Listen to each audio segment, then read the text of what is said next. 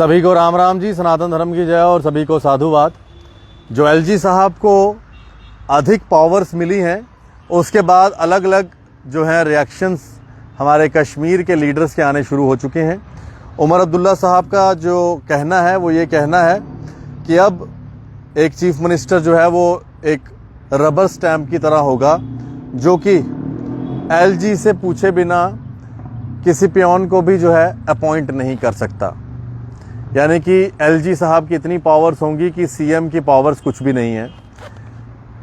मैं आपको बता दूं, जो एमएचए द्वारा आज का ऑर्डर किया गया है उसके मुताबिक एलजी साहब को जम्मू कश्मीर के अंदर अतिरिक्त पावर्स मिल चुकी हैं, जिन पावर्स के चलते police, public orders, transfers, postings जो कि ऑफिशियल्स की होती हैं, ये सारी की सारी एलजी साहब के पास ही पावर्स रहेंगी।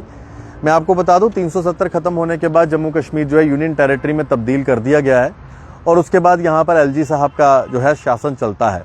इसी के चलते आज एमएचए ने जो है एलजी साहब की पावर्स को जो है बढ़ा दिया है।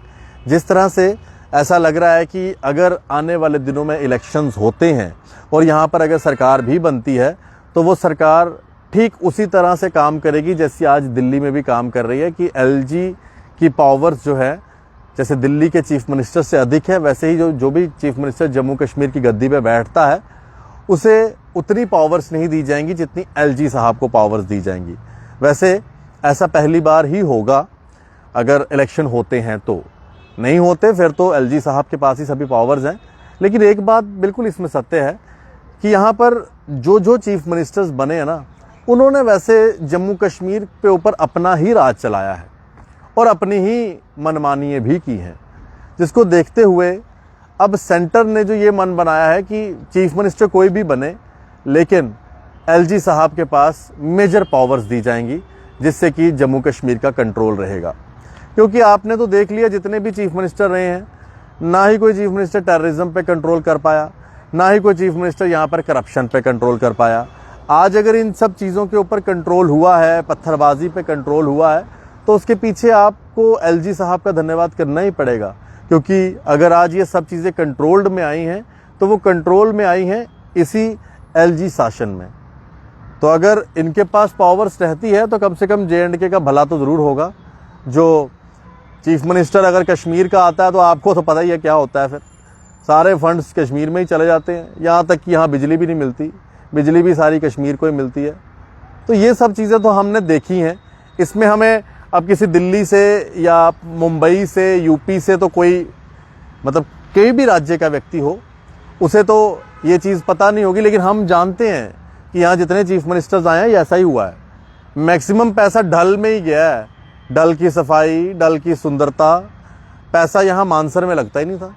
यहाँ पैसा हमारे पत्नी टॉप पे लगता नहीं, भद्रवाह में, किश्तवाड़ में, डोडा में, डुड्डू बसंतगढ़ में, रामनगर में, पंचैरी में, यहाँ पे तो पैसा लगता ही नहीं था, आज तक तो लगा नहीं। हाँ, अब 370 के बाद अब जहाँ जहाँ फंड्स जाते हैं तो इकट्ठे वहाँ पे जितने जाएंगे उतने जम्मू में रहेंगे। आज जम्मू भी स्मार्ट सिटी में आ रही है, लेकिन अब स्मार्ट सिटी को साफ रखना हमारा काम है।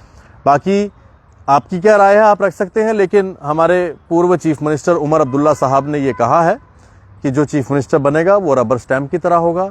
जो एक पियोन को भी लगाना चाहता होगा तो वो भी लगाने के लिए उसे एलजी साहब से पूछना पड़ेगा।